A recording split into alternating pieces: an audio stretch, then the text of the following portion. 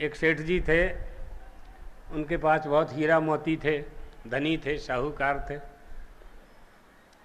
उनको मालूम पड़ गया कि आयकर विभाग का छापा पड़ने वाला है, इनकम टैक्स का। तो उन्होंने सारे हीरे नाली में फेंक दिए। ऊपर छत पर से जब नाली में डाल रहे थे कि अब तो पकड़े जाएंगे, तो एक दो हीरा सड़क पर गिर गए। एक महात्मा जी वहाँ से निकले तो उन्होंने देखा हीरा पड़ा हुआ है, पहचान गए, लेकिन वैराग्यवान थे, कांच का टुकड़ा समझ करके छोड़ दिया, आगे बढ़ गए। एक माताजी वहाँ से निकली। तो माताओं का क्या होता है, सोना से और हीरा जवाहरात से बड़ा प्रेम होता है। अपनी शोभा बढ़ाने के लिए आभूषण धारण करती हैं माताएं। तो उन्होंने उस हीरा को उठा लिया, घर ले गई। अब वो जितने भी हीरे थे, जितने भी हीरा थे, वो जो सेठ के पास थे उसके लिए अप्रिय हो गए, उसके लिए वो अप्रिय हो गए।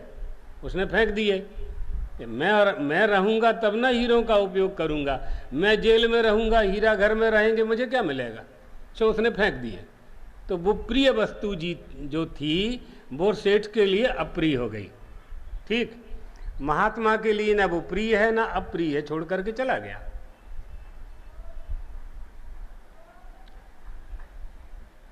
अब माताजी ने वो हीरा उठा लिया, उनकी उसमें प्रियता हो गई। सेठ के लिए जो वस्तु अप्रिय हुई वो माताजी के लिए प्रिय हो गई। तो हमारी प्रियता कहाँ है और हमारी अप्रियता कहाँ है? हम किसे सबसे ज़्यादा चाहते हैं? जिन्होंने उठाया वो उन्होंने क्यों उठाया? प्रियता के लिए उठाया। किसकी प्रियता के लिए? अपनी, पोतानी, एना माटे। जिसने फेंका उसने क्यों फेंका? एना माटे कि ये जेल में ना जाए, कारागार में ना जाए। साधु को तो कोई मतलब ही नहीं है। समदर्शी नहा, समदर्शी का ही यही लक्षण है। सो वो तो छोड़ छाड़ के आगे बढ़ गए थे। अब आगे की बात सुनिए। आजकल कोई कैमरा लगे होते हैं, उससे मालूम पड़ जाता है जितने हीरे उनके रजिस्टर में लिखे थे उनकी तिजोरी में नहीं मिले। सो उन्होंने तलाश करना शुरू किया।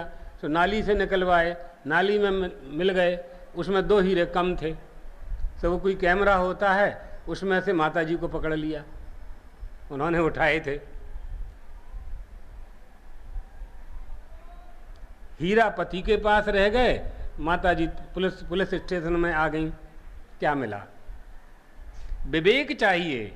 हीरे से सुख नहीं है, सोना में सुख नहीं है, धन में सुख नहीं है। इनका उपयोग हम कैसे करें? यदि वो हमारे हैं तो हमको भौतिक सुख, लौकिक सुख प्रदान कर सकते हैं। इसलिए कोई वस्तु किसी के लिए अप्रिय होती है, किसी के लिए प्रिय होती है। प्रियता और अप्रियता में जो आकर्षण है वो आकर्षण हमारे मन में हुआ करता है। सो मन को सुंदर बनाओ।